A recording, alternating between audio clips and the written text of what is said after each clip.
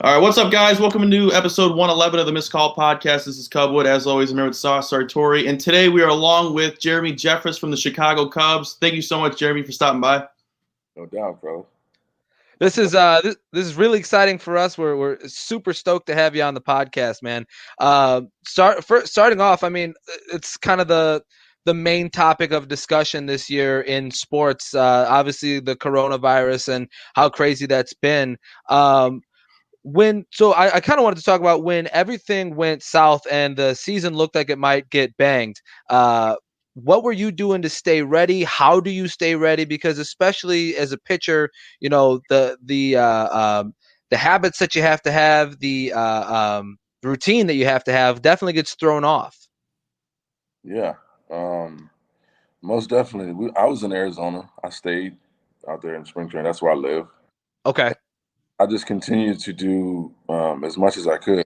Was throw as many bullpens as I could. Make sure I treated everyone like a game situation, just in case things would, turn around, and which they did.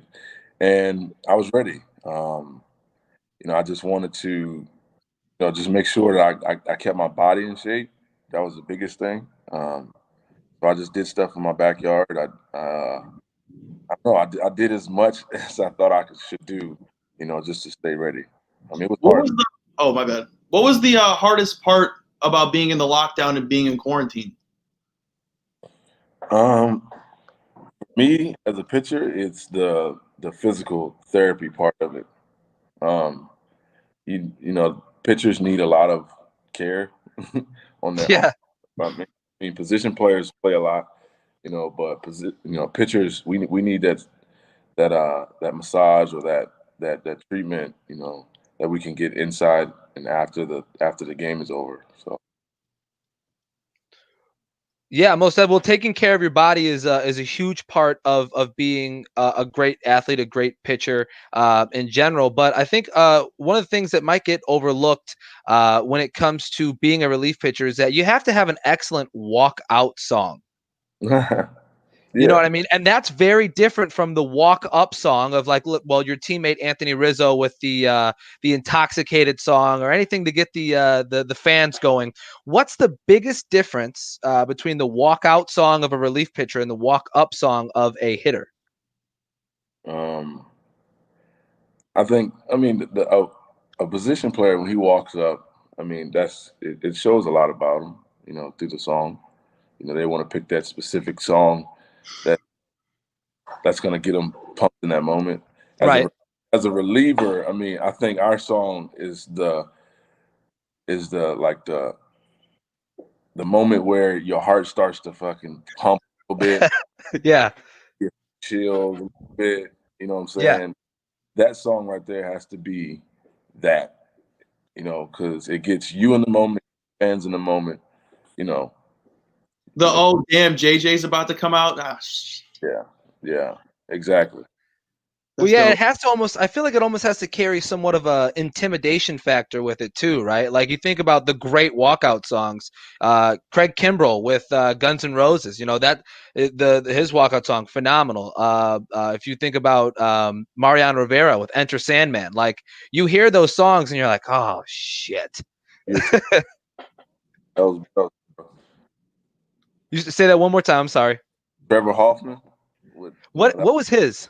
Hell's Bells. Oh, that's right. Yeah. Dude, it was amazing.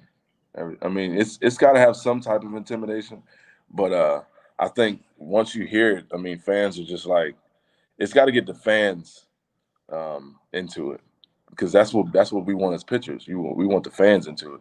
So once they get into it, it's a wrap. Right, most definitely. And I mean, I hate to ask these stereotypical questions while we have you, but as a relief pitcher, you're saying like you feed off the fans' energy. Has it been odd without having the people there? Uh, Not really. No, you just create it yourself. Yeah, you kind of that's what you have to do. Um, it's been a little bit weird, but we get it kind of simulated through the speakers or whatever. And Right. Does that help at all? I mean, no, I mean it helps a little bit. I'm not gonna say it does. Cause I'm watching the games and I hear it and I walk past Wrigley and I'm like, that just sounds corny. Yeah, it's wild. I know that. When it comes to a player like you, I mean, I've been able to watch you for a couple of years. Obviously, you were with Milwaukee, phenomenal relief pitcher there. Now transitioning into the Cubs, I'm happy to have you on my team now, on my favorite team now. But for you, you're a guy that it seems like has a lot of like the high energy when you come in, and there's other relief pitchers that don't have that. They just kind of walk up there, they throw their pitches, they walk to the dugout. But you're the type of guy it seems that is jumping around, kicking the dirt around, having a a high energy, good time out there. And so I would assume it would be a lot easier for you to create that moment for yourself in this type of a scenario versus a guy who's maybe a little bit more soft spoken. Yeah, I'm gonna just keep it real, bro. My passion is real, and I really don't give a damn, who's in the box or, what I'm saying, like what's about to happen. Like I got a goal to reach. I got a plan to accomplish. And if I don't accomplish that, I don't even feel like I'm nobody. So like it's not any disrespect to nobody. It's not any like I'm trying to show somebody up. Yeah, hitters, I want you to pimp home runs. I want you to do all that shit. Like bat flip the shit out of the bat. Because when I strike you out, when you roll over on a ground ball or when you pop it up, like you trash to me. And that's just I love that. I love that. You gotta love a guy that has his emotions has his emotions on his sleeves. But like, I can't stand when people are like, act like you've been there before. No, you know how many people have been able to be in the position he's in right now? You haven't been there. yeah. So what if he never gets to have it again? Honestly, dude, I grew up dreaming this, and if somebody takes it away, all people are gonna do is laugh at me. You know what I'm saying? If I fail, people are gonna be like, "Oh, you ain't shit." You know what I'm saying? So it's like, and people still do that. Like even when I'm succeeding in life, people still like, "Oh, you should have just walked off the mound. You should have just did what you did." Like, dude, you're not in that moment. You don't even know Right. what you.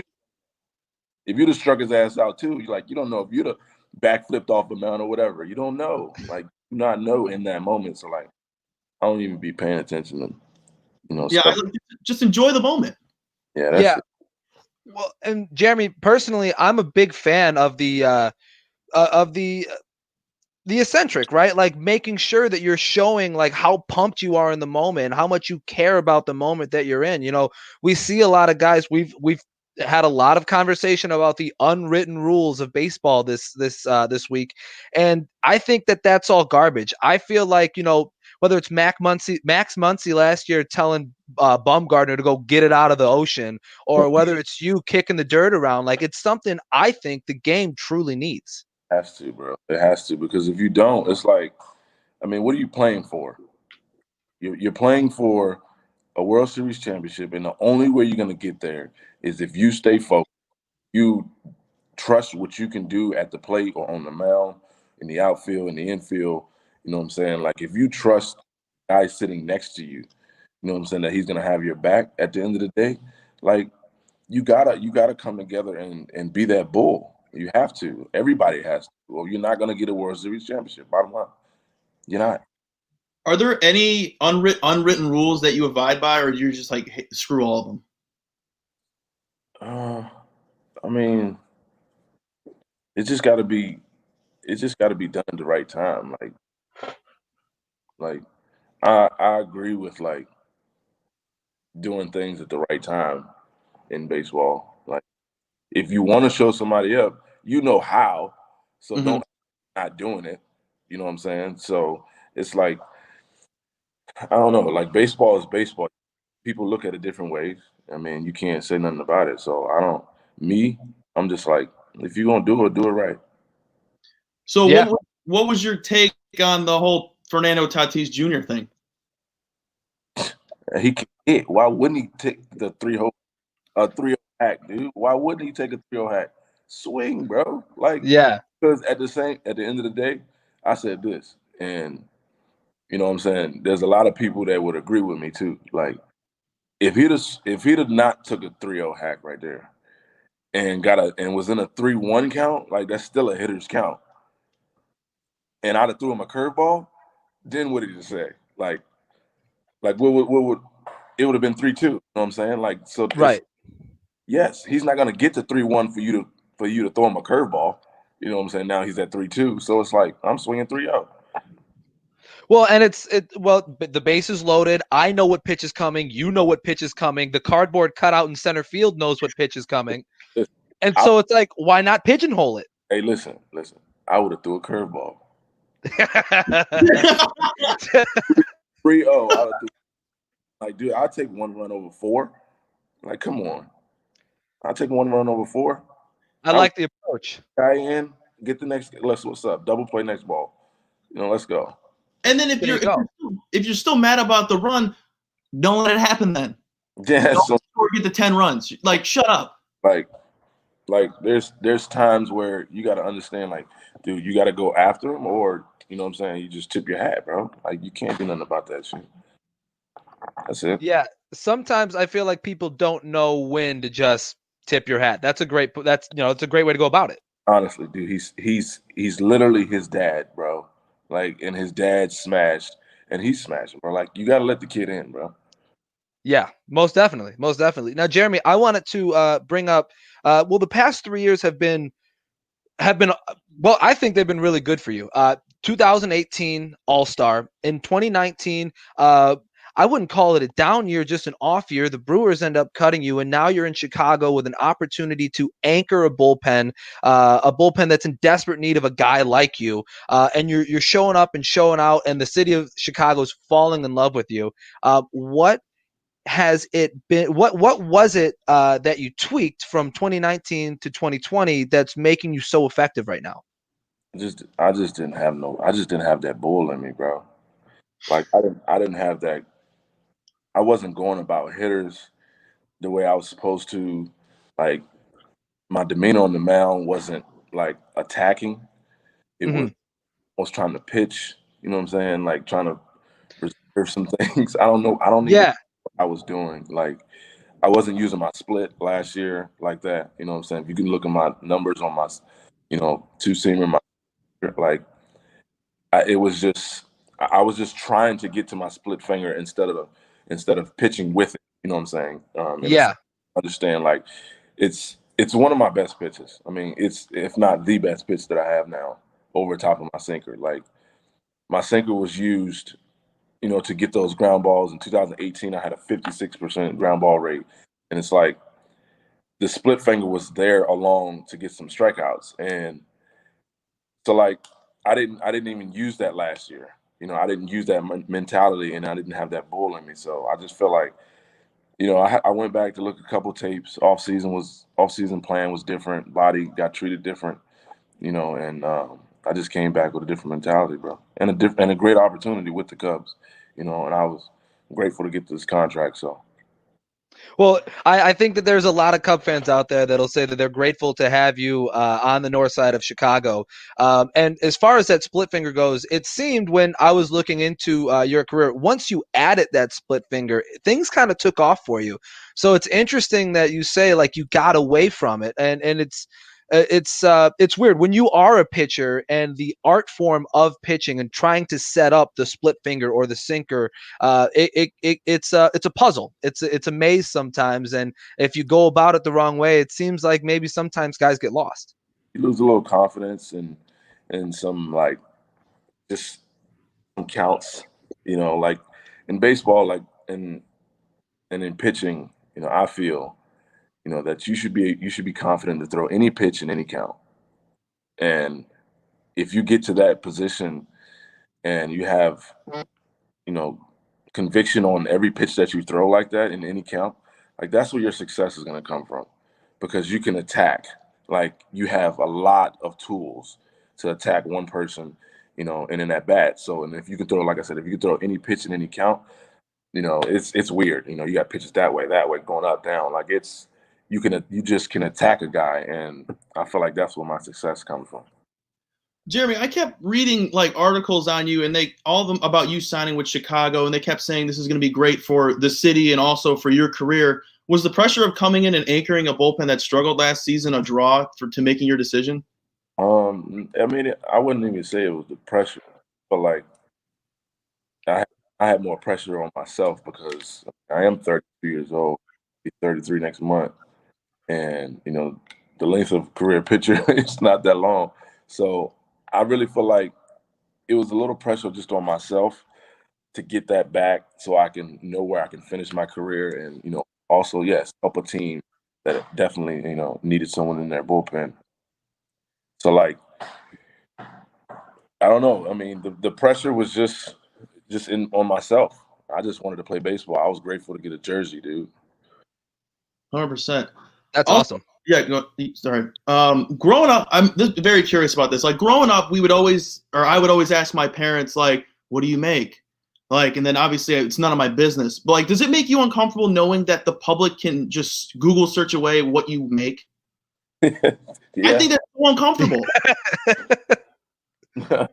I mean, it gets a little scary. I mean, it's out there, but we got security. I got my security. Well, and the other thing, kind of tangential to that question, is a lot of times contracts come down to like bonuses and stuff like that. Is it ever weird to think like, man, I've got to make sure I get in 3 more games this year, or else I'm not going to get my? Is it weird to think about it that way? Especially when you got like a team that can kind of control whether or not you get into games. I mean, not really. I mean, yeah, we notice it, but I mean that's just the business side of it. I can't even talk about what the business side do of it. But I mean, it's like we have some control over it. That's Right. True. you pitch good, he'll throw you out there, like, and you'll get those incentives. That's what incentives are. Like, they're like, dude, if you pitch good, you're gonna get them. Like, not if you pitch okay. You know what I'm saying? This is if you pitch good incentive, you're gonna get there. Like, because there's been plenty of incentives that I've reached, that boosted my contract up. So I mean, I hope I can reach them the little bit that I got this year. So, but we'll see. It's just bonus motivation, basically. Yeah.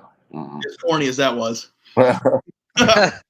So Jeremy, obviously the past couple of years, there's been quite a large rivalry between the Cubs and the Brewers. Having been on both sides of it now, I'm curious, is there one guy on the Cubs that you could not stand, that now that you are a member of this organization, that you have a little bit more respect for, that you can at least stomach now? I wouldn't say couldn't stand him, but it's just like his baseball game was just so tight that that we just had to make sure we got him out. I don't know, like Rizzo has something about him, bro. Okay.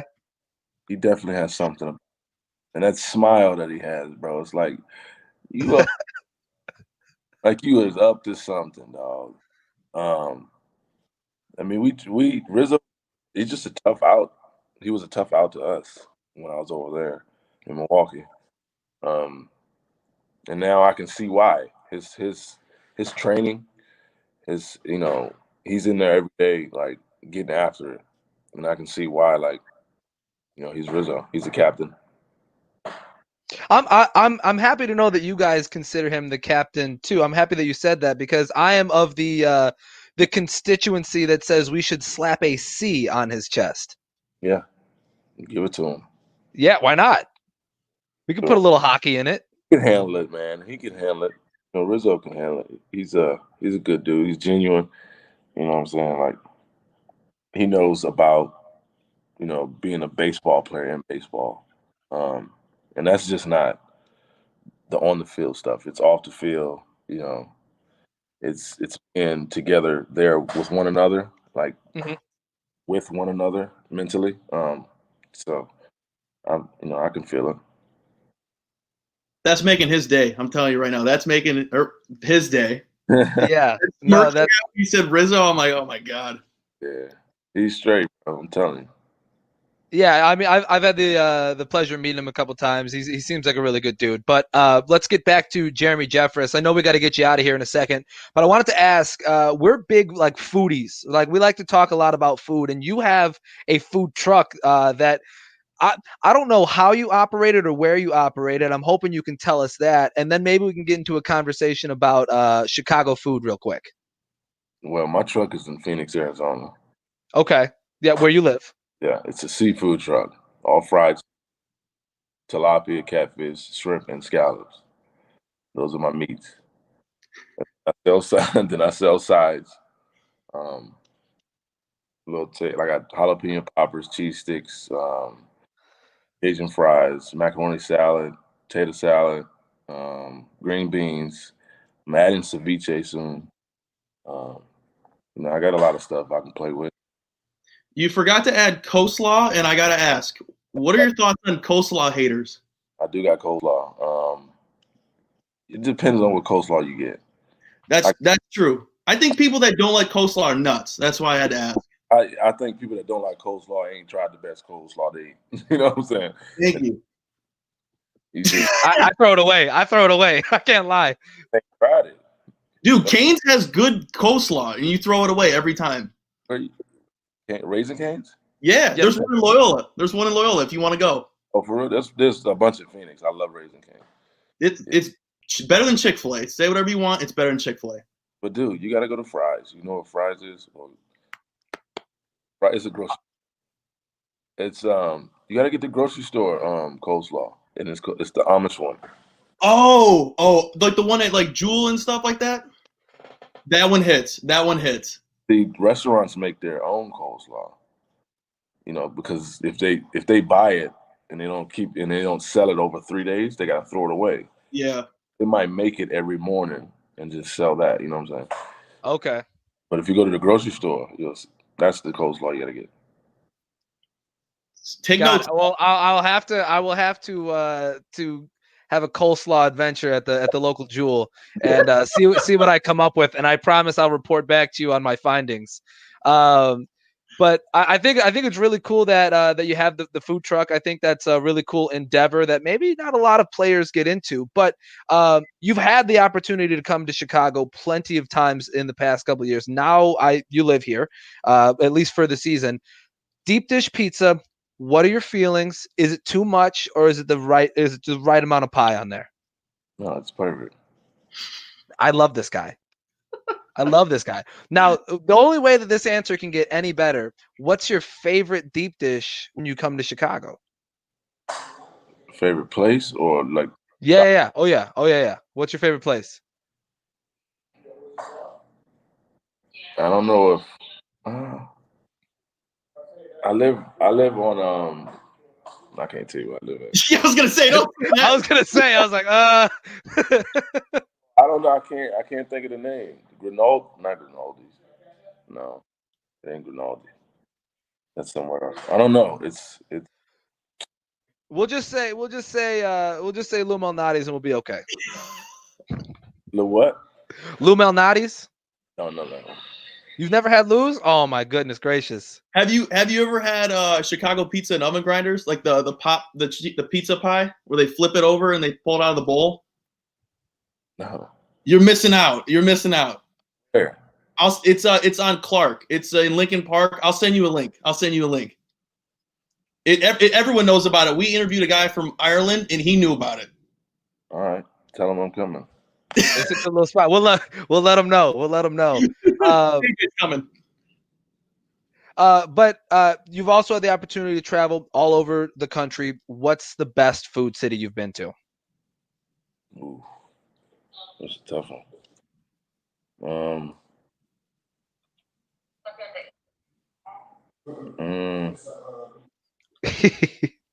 He's chewing this one over.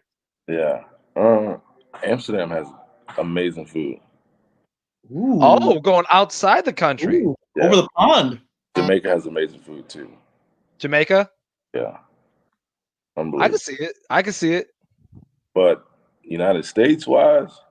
Yeah, let's keep it stateside. I'm going because I don't know that we're going to be able to travel outside the country anytime soon. Anytime you go to Louisiana, that's the only place I like. Yeah. New Orleans has great food.